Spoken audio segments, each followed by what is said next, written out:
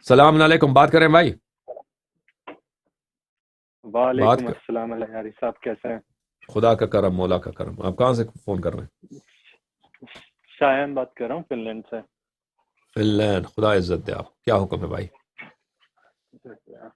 اچھا، یہ کیا کہتے ہیں، بدعت والی بات سے مجھے ایک بات یاد آئی۔ ابھی کل انجینئر محمد علی مرزا کا چینل ہے، اس پہ میں نے لائیو کال کی تو اس نے کسی انڈین بندے نے پوچھا کہ نا، سنی بندہ تھا وہ، اس نے بولا کہ نا ہم لوگ سبیل وغیرہ لگاتے تھے تو وہ لگانا چاہیے نہیں لگانا چاہیے؟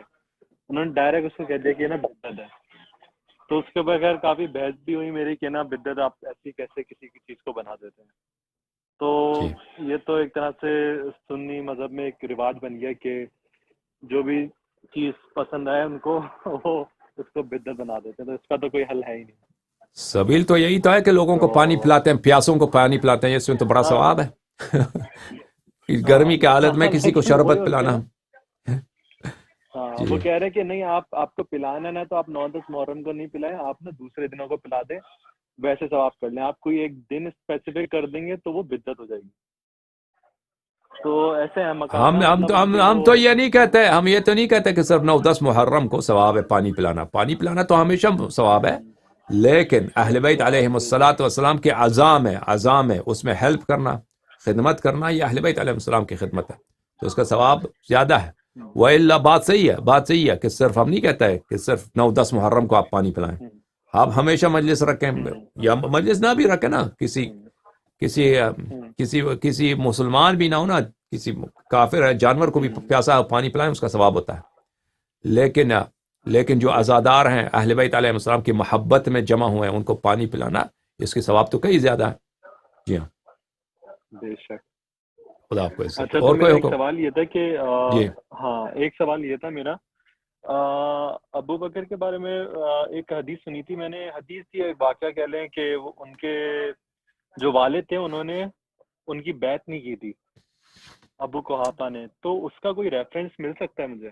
نہیں، اس کا یہ میں نے ریفرنس کسی تو عالم نہیں سے ہے سنی تھی کہ لیکن مجھے بالکل بالکل یاد نہیں ہے۔ بھائی ابو بکر کے والد جو تھے وہ مکے میں رہتے تھے، وہ تقا میں سے تھے. تو اس کو جب خبر آئی کہ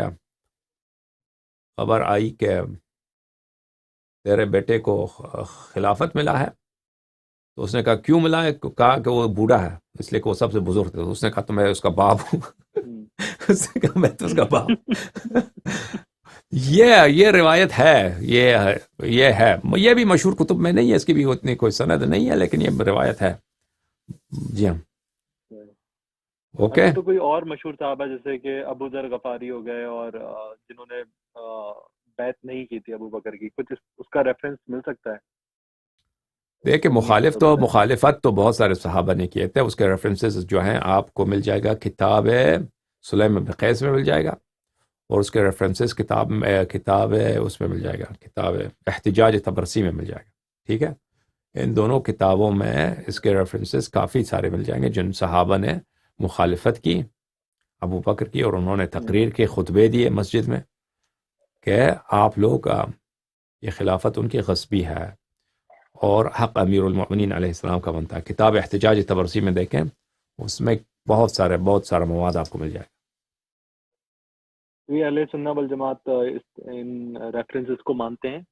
نہیں، وہ تو نہیں مانتے بھائی. وہ تو نہیں دیکھیں، مانیں گے نا۔ ان کے ہاں ابو بکر اور عمر کے جو عمر کی تو بیعت ہی نہیں ہے نا، عمر کی خلافت کی بیعت ہی نہیں ان کے ہاں. وہ ایسے جھوٹ میں مشہور کرا دیا کہ عمر کی بیعت ہو گئی. عمر کی کوئی نہیں بیعت. عثمان کی بھی بیعت کی کوئی نہیں ہے.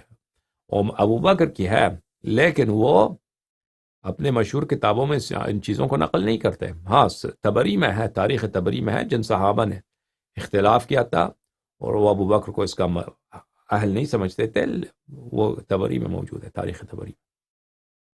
لیکن یہ چیزیں کہ صحابہ نے تقریر کی ہے وہ ابو بکر کی مخالفت کی، تو یہ ان کے حدیث بہت فلٹر ہو چکے ہیں، یعنی کئی سو سال سے یعنی یہ فلٹر ہو چکے ہیں.